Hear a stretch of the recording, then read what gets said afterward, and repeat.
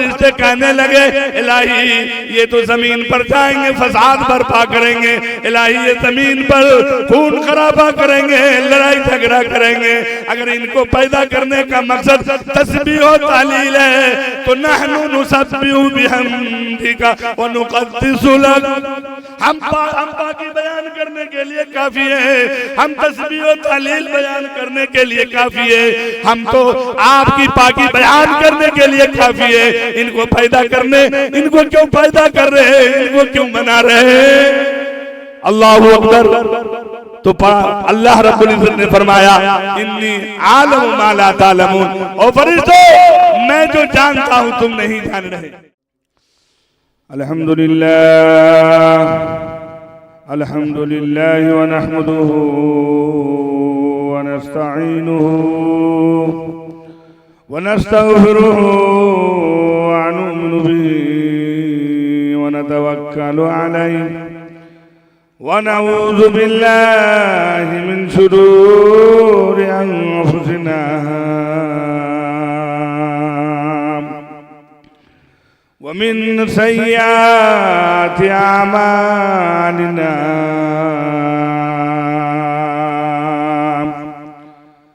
मन यहदिहिल्लाहु फला मुज़िल्ल लहु व मन युज़लिल्हु फला हादिय लहु व नशहदु अन ला इलाहा इल्लल्लाह व नशहदु अन्न सय्यिदना व सनदना व मौलाना मुहम्मदन अब्दुहु व रसूलुहु अरसलहु बिलहक़्क़ि बशीरन व नज़ीरा व दाइयन इलल्लाहि बिइज़्निहि व सिराजन मुनीरा। फ़अऊज़ु बिल्लाहि अस्समीइल अलीम मिनश शैतानिर रजीम। बिस्मिल्लाहिर रहमानिर रहीम।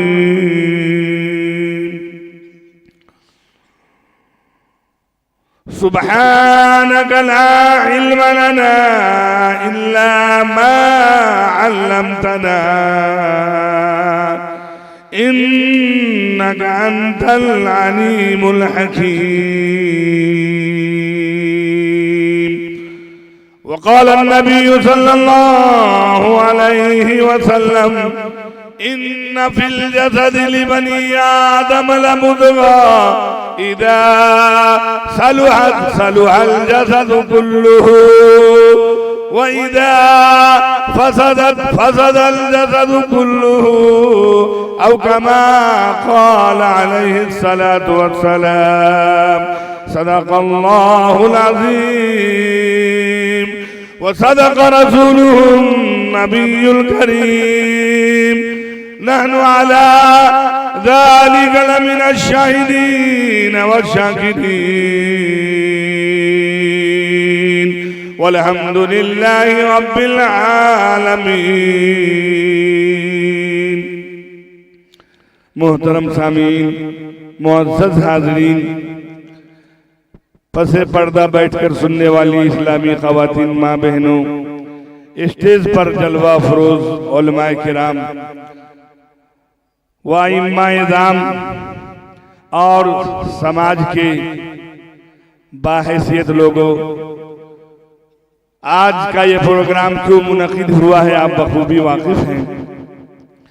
हमारे जनाब हुसामुद्दीन साहब, माहिर भारती साहब ने हमारे बारे में बहुत कुछ कहा। हर दोस्त अपने दोस्त की तारीफ करता है। सही में मैं उस लायक नहीं हूँ, एक अदना सा आदमी हूँ, टूटी फूटी जुबान में लबकुशाई कर लेता हूँ, लेकिन ये है कि अक्सर जगह कभी पूर्णिया में तो कभी अररिया में कभी समस्तीपुर में कहीं न कहीं माहिर भारती साहब टकराते रहते हैं, मुलाकातें होती रहती हैं और यकीनी तौर पर वो इस लायक हैं कि सारे लोग उनको याद करते हैं। लिहाजा मैं शुक्रगुजार हूँ उनकी ज़र्रा नवाजी का। हमारे बीच में हमारे भाई असलम साहब चतुर्वेदी, वो भी जगह जगह हम लोग प्रोग्राम में रहते हैं, वो भी हमारे गांव में आए हुए हैं। असल हम उनको ज्यादा वक्त देंगे, हम आपके गांव के हैं। 2 दिन पहले भी एक मिलाद में सुने, फिर 3 दिन पहले भी एक मिलाद में सुने। 12 जब भी आता हूं तो कोई ना कोई प्रोग्राम की मुनासिबत से गांव में आता हूं, आप सुनते रहते हैं। लेकिन चूंकि मौका की मुनासिबत है, 15 मिनट का वक्त मुझे सदर साहब ने दिया है, मैं उन्हीं वक्त में कोशिश करूंगा कि मैं अपनी बात पूरी कर लूं। मेरे दोस्तों बुजुर्गों, आपसे दरखास्त है कि आप हम तनगोश होकर, मुतवज्जा होकर हाजिरी और हुजूरी के साथ आप समाअत फरमा लें। हमारे बीच में उलमाए किराम और भी हैं, मुफ्ती मुख्तार साहब कासमी, उनकी भी खिताबत होनी है। मौलाना मुतीउर रहमान साहब, उनकी भी बात होनी है। तो आप लोग दिलजमी के साथ तशरीफ रखें। सरकारे मदीना इमामुल अंबिया महबूब किबरिया सल्लल्लाहु अलैहि वसल्लम के तशरीफ लाने से पहले आप एक ताइराना निगाह डालिए कि क्या कौन सी खराबी ऐसी थी जो उन लोगों में नहीं थी। वो लोग एक दूसरे के खून के प्यासे थे, अखलाक नाम का कोई चीज नहीं था, मोहब्बत नाम के कोई चीज नहीं थी। वो लोग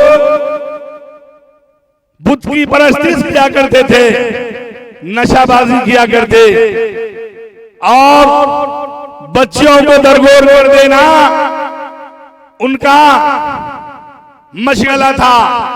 बच्ची पैदा होने को अपने यहाँ रुसवाई का सामान समझते थे। उस वक्त में अल्लाह रब्बुल इज्जत अगर वही नाजिल किए तो क्या नाजिल करते? ऐ लोगो तुम चोरी से परहेज कर लो, ऐ लोगो तुम डाका जनी ना करो, ऐ लोगो तुम खलफजार ना फैलाओ, ऐ लोगो लड़ाई झगड़ा ना करो, ऐ लोगो तुम बेटियों को जिंदा दरगोर ना करो। ये आयत आती, लेकिन परवरदिगार ने ना तो यूं फरमाया है लोगों तुम बेटियों को जिंदा दरगोर ना किया करो, ना तो यूं फरमाया ऐ लोगों आपस में खलफचार ना किया करो, ना तो यूं फरमाया ऐ लोगों तुम आपस में एक दूसरे के सामान न चुराया करो, आपस में एक दूसरे से लड़ाई ना किया करो, झगड़े ना किया करो, ऐ लोगों एक दूसरे का खून के प्यासे बनकर ना रहो। इस तरह की कोई बात ना आई, इस तरह की कोई आयत ना उतरी, बल्कि अगर आयत उतरी तो कौन सी उतरी? इक़रा बिस्मि रब्बिकल लज़ी। अल्लाहु अकबर। खराबी कुछ, मर्ज कुछ और दवा कुछ और दी जा रही है, बीमारी कुछ और है, दवा कुछ और दी जा रही है। आप अंदाजा लगाइए भाई, वो लोग लड़ाई झगड़े वाले थे, वो लोग खुद परस्त थे, वो लोग खलफजार करने वाले थे, वो लोग मुर्दार खाते थे, ये सारी खराबी थी तो दवा तो उसके मुताबिक मिलनी चाहिए थी। लेकिन परवरदिगार ने फरमाया, जब पहली वही नाजिल किया तो फरमाया इक़रा, ऐ लोगों पढ़ो पढ़ो पढ़ो। मालूम हुआ जब इसके अंदर इल्म आएगा, जब ये पढ़ लेगा तो इनके अंदर से सारी खराबी दूर हो जाएगी, इनके अंदर से सारी बुराई खत्म हो जाएगी। ये जब इल्म इसके अंदर हासिल कर लेगा, इल्म इसके अंदर आ जाएगा तो ये लोग खुद अपने आप को सीधे रास्ते पर ले आएंगे। ये लोग गुमराही की दलदल से निकल करके और हिदायत याफ्ता ये लोग खुद हो जाएंगे। इसलिए ये उम्मत इक़रा है, इसको पहले पढ़ने का हुक्म दिया है मेरे दोस्तों बुजुर्गों। लेकिन ये अफसोस की बात है कि जो लोग जिन लोगों का पैगाम नहीं है कुछ, जिन लोगों के लिए कोई पैगाम नहीं है, जो आपस में मुत्तहिद नहीं है, जो 10 खुदा को मानने वाले हैं, वो तो आपस में मुत्तहिद हो गए, वो तो तालीम में आगे बढ़ गए। लेकिन जिस उम्मत को पढ़ने के लिए कहा वो उम्मत पीछे रह गई। मेरे दोस्तों बुजुर्गों, आप अंदाजा लगाइए इल्म की क्या अहमियत है, इल्म का क्या मकाम है। परवरदिगार ने हजरत फरिश्तों से ये मशवरा किया, कहे फरिश्तों मैं जमीन पर एक खलीफा बनाना चाहता हूं, खलीफा बनाकर भेजना चाहता हूं। वइज़ क़ाल रब्बुका लिल मलाइकति इन्नी जाइलुन फिल अर्ज़ि खलीफा। और मेरे फरिश्तों मैं जमीन पर अपना नायब बनाकर भेजना चाहता हूं, खलीफा बनाकर भेजना चाहता हूं। फरिश्ते कहने लगे इलाही ये तो जमीन पर जाएंगे फसाद बर्पा करेंगे, इलाही ये जमीन पर खून खराबा करेंगे, लड़ाई झगड़ा करेंगे। अगर इनको पैदा करने का मकसद तस्बीह और तालील है तो नहनु नुसब्बिहु बिहम्दिका व नुक़द्दिसु लक।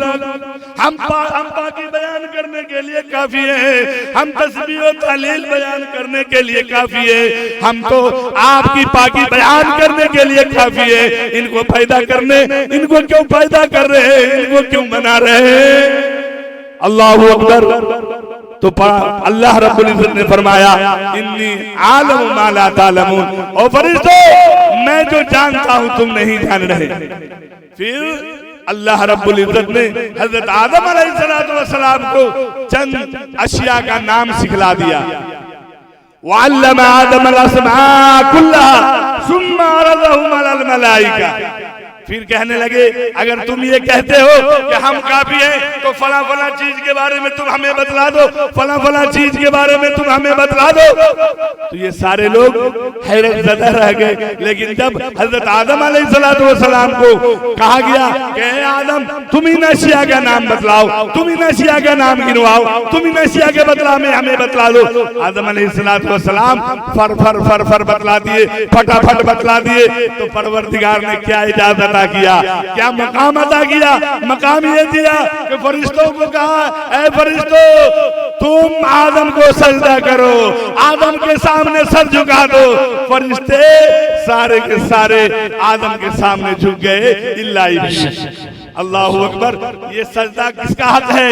परवरदिगार का। इल्म आने की वजह से परवरदिगार ने अपना हक किसको दिया? आदम को दिया। और ये बतला दिया कि जिसके पास इल्म होगा वो बड़ा होगा, जिसके पास तालीम होगी वो आगे बढ़ेगा। मेरे दोस्तों बुजुर्गों, यहाँ भी फरिश्तों से दरमियान में अगर एजाज बख्शा गया, एहतराम किया गया, फजीलत दी गई तो हजरत आदम अलैहिस्सलाम को किस लिए? इसलिए कि इनके पास चंद अशिया का इल्म जो सिखला दिया गया था वो इल्म इनके पास बाकी था, वो इल्म पढ़ करके सुनाया गया। मेरे दोस्तों बुजुर्गों, लिहाजा आप इस बात को याद रखिए कि जब इंसान पढ़ता है तो यकीनी तौर पर आगे बढ़ता है। हमारे बीच में देखिए बैलून लगे हुए हैं, इस बैलून के अंदर क्या भरे हुए हैं? हवा भरे। और हमारे मौलाना असलम साहब तजरबेती साहब तशरीफ ले आए। मौलाना असलम साहब, अगर इस बैलून के अंदर गैस भर दिया जाए तो क्या ये बैलून यहाँ नजर आएंगे? नहीं नजर आएंगे, बिल्कुल उड़ जाएगा, वो उड़ जाएगा। उलमा ने फरमाया और हमारे हजरत मौलाना सैयद अबू अख्तर कासमी दामद बरकातुहुम ने फरमाया कि वो तालीम वो गैस है, जिस बच्चे के अंदर वो तालीम आ जाएगी, इल्म आ जाएगा, ये बैलून जिस तरीके से गैस की वजह से उड़कर आसमान में चला जाता है, वो भी समाज में से उठ करके उसका मकाम बुलंद हो जाएगा, उसका मर्तबा बुलंद हो जाएगा, वो भी दूसरे से मुमताज हो जाएगा, उसकी जिंदगी अलग थलग हो जाएगी, उसका रहन सहन अलग थलग हो जाएगा। इसलिए दोस्तों आप अपने बच्चों को पढ़ाइए, लिखाइए, आगे बढ़ाइए। जब वो पढ़ेगा तो जरूर आगे बढ़ेगा, आपके मकाम को समझेगा, आपके मर्तबा को समझेगा। आज माँ बाप की इज्जत नहीं करता है, माँ बाप के साथ माँ बाप के साथ रवादारी का मामला नहीं करता, क्यों? उसके पास माँ बाप की अहमियत का पता होगा तब तो, माँ का मकाम का पता होगा तब तो। इमामुल अंबिया महबूबे किबरिया सल्लल्लाहु अलैहि वसल्लम ने इरशाद फरमाया, और लोगों जो अपनी माँ को एक मर्तबा मोहब्बत की निगाह से देखेगा, अजमत की निगाह से देखेगा, अकीदत की निगाह से देखेगा, फरमाया उसको एक हज मबरूर का सवाब अता किया जाएगा। सरकार मदीना के ये फरमान सुनकर दूसरे साहबी खड़े हो गए, या रसूल अल्लाह, अगर हम दिन भर में 100 मर्तबा माँ की निगाह को, माँ की सूरत को देखेंगे मोहब्बत की निगाह से, अजमत की निगाह से, अकीदत की निगाह से, क्या 100 हज का सवाब अता किया जाएगा? सरकार मदीना कहते हाँ हाँ, अगर 100 मर्तबा देखोगे तो 100 मर्तबा तुम्हें 100 हज का सवाब तुम्हें दिया जाएगा। मेरे दोस्तों, ये कब होगा? जब इल्म होगा, जब उसके पास वो पढ़ा लिखा होगा, जब माँ बाप की अजमत को समझेगा, माँ के मकाम को समझेगा, बाप के मर्तबा को समझेगा, जब ही जाकर के वो फजीलत ये हासिल कर सकता है। इसलिए मेरे दोस्तों बुजुर्गों, मैंने शुरू में हदीस रसूल सल्लल्लाहु अलैहि वसल्लम पढ़ी है, इन फिल जसद लिबनी आदम लमुदगा इदा सलुहत सलुहल जसद कुल्लु, कि हर इंसानी जिस्म में गोश्त का एक लोथरा है, अगर वो ठीक ठाक है तो इंसानी जिस्म की सलामती है, अगर उसमें बिगाड़ आ गया, उसमें फसाद आ गया, उसमें गड़बड़ी आ गई, तमाम आज़े बिगड़ जाएंगे। दिल अगर ठीक ठाक है तो इंसानी जिस्म क्या नाज़िम साहब, इंसानी जिस्म सेहतमंद रहेगा। लेकिन अगर दिल खराब हो गया, दिल अगर कमजोर हो गया, दिल के अंदर बीमारी आ गई, तो क्या भाई इंसानी जिस्म की बका हो सकती है? इंसानी जिस्म की सेहत रह सकती है? नहीं रह सकती है। अगर दिल सेहतमंद होगा, आंख भी सेहतमंद होगी, दिल सेहतमंद होगा, कान भी सेहतमंद होंगे, दिल सेहतमंद होगा, हाथ पैर भी सेहतमंद होंगे। अगर दिल के अंदर कमजोरी आ गई, दिल के अंदर अगर बीमारी आ गई, दिल के अंदर अगर लाचारी आई, सारे आधे लाचार हो जाएंगे, सारे आधे के अंदर कमजोरी आ जाएगी, सारे आधे कमजोर पड़ जाएंगे। ठीक जो हालत हमारे जिस्म में दिल का है, वही हालत हमारे समाज में मदरसे का है। अगर हमारे समाज का मदरसा गिर गया, अगर उसमें अंदर, अगर उसके अंदर अगर इन्हिदात आया, अगर उसके अंदर बर्बादी हुई, समाज बर्बाद हो जाएगा, माशरा बर्बाद हो जाएगा, लोग बर्बाद हो जाएंगे। इसलिए मेरे दोस्तों बुजुर्गों, मदारिस को ताउन करना, मदारिस को पकड़ के रखना, उसके अंदर खुलूस के साथ ताउन करना, खुलूस के साथ मदरसे को चलाना, खुलूस के साथ मदरसे में काम करना, निजामत संभालना, ये सारी चीजें दरकार है। अगर दिल के अंदर बीमारी आई, दिल के अंदर मर्ज आया, तो इस तरीके से इंसानी जिस्म बर्बाद, और दिल के अंदर अगर खुलूस के अंदर बिगाड़ आया, खुलूस के रिया रियाकारी आई, तो मेरे दोस्तों बुजुर्गों फिर क्या हो जाएगा? निजाम दरहम बरहम हो जाएगा। इसलिए सरकार मदीना मोहम्मद रसूलुल्लाह सल्लल्लाहु अलैहि वसल्लम ने फरमाया, जानते हो क्या है? अला वहियल फरमाया कि वो गोश्त का एक लुथरा है, वहियल कल्ब फरमाया वो दिल है। मेरे दोस्तों बुजुर्गों, सरकार मदीना ने जोर दिया इस बात पर कि तुम दिल को अच्छा बनाओ, दिल में अल्लाह का खौफ पैदा करो, दिल में अल्लाह का डर पैदा करो, दिल में अल्लाह का खौफ पैदा हो जाएगा, हमारे सारे अमाल दुरुस्त हो जाएंगे।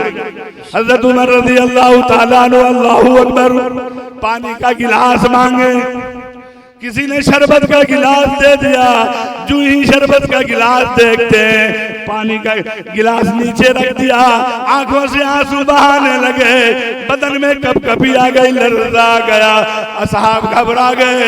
या अमीरुल मोमिनीन, आपको मैंने शरबत दिया था, आपने पानी मांगा था, लेकिन आपकी हालत गैर क्यों हो गई? कहने लगे, जब तुमने शरबत का गिलास पेश किया, कुरान पाक की आयत मेरे निगाहों के सामने आ गई।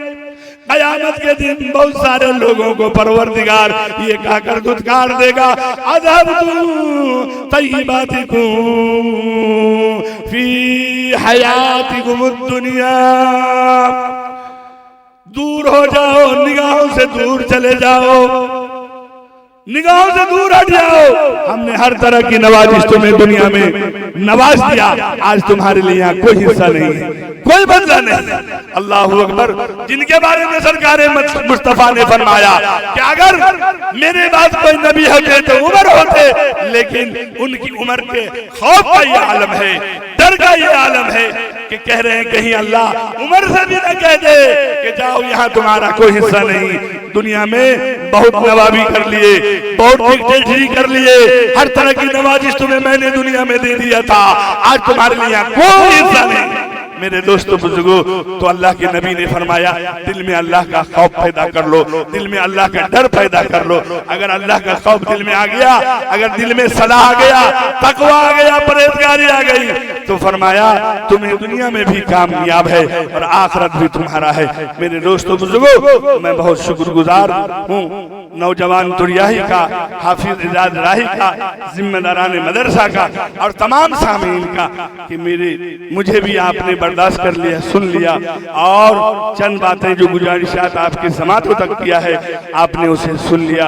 अल्लाह आपको जज़ाए खैर दे। मैं दुआ करता हूँ अल्लाह इस इदारे को तरक्की दे और जिम्मेदारान हजरात को खुलूस अता फरमाए, इखलास के साथ काम करने की तौफीक अता फरमाए। चूँकि मैं पहले कह दिया हूँ हमारे बीच में जनाब मौलाना असलम चतुर्वेदी साहब हैं जो पहले मरतबा शायद मेरे गाँव में आए हैं, उनका सुनिए और पूरी तवज्जो से सुनिए। फिर हमारे मुफ्ती मुख्तार साहब हैं और मौलाना मतलूब बुदियुर रहमान साहब हैं। मेरे दिल में बात आ रही थी कि हम मर्द लोग जो है 12 जलसों में सुन लेते हैं, मिलाद में सुन लेते हैं, मस्जिदों में सुन लेते हैं, हमारी माँ बहनों की अच्छी तादाद है यहाँ आई हुई, उनके लिए भी 2 बात मैं अर्ज कर दूं, साहब की इजाजत हो जाए। मेरे दोस्तों बुजुर्गों, सरकार मदीना इमामुल अंबिया महबूब किबरिया सल्लल्लाहु अलैहि वसल्लम ने इरशाद फरमाया कि बहुत शॉर्टकट रास्ता माँ बहन के लिए कि इन्नल मराइदा सल्लत खमसहा वो सामत शहरहा वो हाफिजत फरजहा वो अतात बालहा। अल्लाह के नबी सल्लल्लाहु अलैहि वसल्लम ने बहुत मुख्तसर रास्ता जन्नत में जाने का हमारी माँ बहनों के लिए फरमाया। कोई औरत अगर दिन रात में 5 वक्त की नमाज पढ़ लेती है, कितने वक्त की? 5 वक्त की, और 1 महीने की रोजा यानी रमजान मुबारक जो आने वाला है, फरमाया अपनी आबरू की हिफाजत करती है। अल्लाह ने शौहर के लिए ज़ीबो ज़ीनत करने का हुक्म दिया है, गैरों के लिए नहीं है। गैरों को बेपर्दगी के साथ लोगों के सामने जाना, बाजारों में घूमना, अगर इन तमाम चीजों से वो परहेज करती है, फिर फरमाया अपने शौहरों की फरमाबरदारी करती है, शौहरों से लड़ती नहीं है, झगड़ती नहीं है, उनके हुक्मों को मानती है, उनकी बातों को भी मानती है। और उसके बाद फरमाया कि वो अपनी आबरू की हिफाजत करती है। तो अल्लाह के नबी ने कहा कि कयामत के दिन उन्हें हुक्म दिया जाएगा कि जाओ, तुम्हें जिस दरवाजे से तेरा जी चाहता है जन्नत में चली जाओ। अल्लाहू अकबर। कितना आसान काम है। मेरी माँ बहनों पीछे बैठी हो, तुम हाथ उठा करके कहो इंशाअल्लाह ये इरादा करो कि हम कल से जरूर नमाज नहीं पढ़ते हैं तो नमाज शुरू करेंगे। कल से अगर बेपर्दगी में हम बेपर्दगी के साथ हमारी जिंदगी गुजर रही है तो हम पर्दे के साथ जिंदगी गुजारेंगे। अल्लाह के नबी सल्लल्लाहु अलैहि वसल्लम मेराज में गए तो देखते क्या है, एक औरत है, देखते क्या एक आसमान पर से गुजर हुआ तो चीखने और चिल्लाने की आवाज आ रही थी। सरकारे मदीना कहने लगे जिब्राइल ये चीखने की आवाज कहां से आ रही है, चिल्लाने की आवाज कहां से आ रही है। अल्लाहू अकबर। हजरत जिब्राइल कहने लगे प्यारे आका ये तो आपकी उम्मत की वो औरत है जो दुनिया में ज़बान दराज थी, लड़ाई झगड़े किया करती थी, बात बात पर लड़ जाती थी, बात बात पर एक दूसरे से शिकवा शिकायत करती थी, एक दूसरे पर बहतान लगाती, गीबत किया करती थी। ये वो औरत है, परवरदिगार ने उसे ज़ुबान के बल जहन्नम में लटका दिया है, नीचे से आग जल रही है और वो चीख मार रही है, चिल्ला रही है। अल्लाहु अकबर। नबी पाक सल्लल्लाहु अलैहि वसल्लम की आंखों में आंसू आ जाता है। फिर आगे सफर जारी रखते हैं, आगे जाते हैं दूसरे मकाम पर, फिर वहां भी चीखने की आवाज आई, वहां भी चिल्लाने की आवाज आई। तो कहते हैं जिब्राइल यहाँ ये आवाज कहां से आ रही है? कहने लगे ये जहन्नम का तबका है और यहाँ पर वो औरत जो बाल खोल करके फैशन किया करती है, बेपर्दगी के साथ घूमा करती है, उन औरतों को बाल के बल लटका दिया गया है और आवाज नीचे से आग जलाई जा रही है। मेरे दोस्तों बुजुर्गों, मेरी माँ बहनों, जरा हया कीजिए, जरा अपने आप को समझिए कि आप बहुत, अल्लाह ने आपको मकाम बख्शा है, इज्जत दिया है। जब आप बाप के घर थे तो आपकी सारी जिम्मेदारी बाप के ऊपर, जब शादी हो गई तो अब शौहर के ऊपर है, और जब शौहर पूरा हो गया, बाल बच्चा हुआ, तो माँ के कदमों में जन्नत लाके परवरदिगार ने रख दिया और बेटे को हुक्म दिया कि तुम उसकी खिदमत करो। इसलिए माँ, मेरी माँ बहनों, मेरी माओ, आप अपने आप को शरीयत के मुताबिक ढालने की कोशिश कीजिए, नमाज का पाबंद बनाइए। ये नहीं कि हमारे पास वक्त नहीं है, वक्त है। आप इरादा करके यहाँ से जाइए कि जरूर हम अपने आप में तब्दीली लाएंगे, अपने आप को बदलने की कोशिश करेंगे। तो यकीन जानिए आज की नींद की कुर्बानी, आज का रात का जागना हमारे लिए कारआमद हो जाएगा, बाइसे सवाब हो जाएगा। अल्लाह हम लोगों को कहने सुनने से ज्यादा अमल करने की तौफीक अता फरमाए। जितने लोग यहाँ आए हैं, हमारे भाई जान मंसूरी साहब ने हमारी हिम्मत और हौसला अफजाई किया, मैं बहुत शुक्रगुजार हूँ। मैं तो इस माले का लायक नहीं हूँ, लेकिन आपने हमें पहना दिया। कहाँ ये निकहते गुल, कहाँ सुबह, कहाँ ये निकहते गुल, नसीम सुबह तेरी मेहरबानी। अल्लाह आपको जज़ाए खैर अता फरमाए। मैं इन्हीं बातों पर अपनी बात खत्म करता हूँ और दुआ गो हूँ कि अल्लाह इस महफिल को कबूल फरमाए। जितने उलमा हैं अल्लाह सबों को आने को कबूल फरमाए, सभी सामीईन को बैठने को कबूल फरमाए। वमा तौफीक़ इल्ला बिल्लाह, अस्तगफिरुल्लाह रब्बी मिन कुल्ली ज़म्बि व नब्तुहु व अतूबु इलैहि। ला इलाहा इल्लल्लाह मुहम्मदुर रसूल।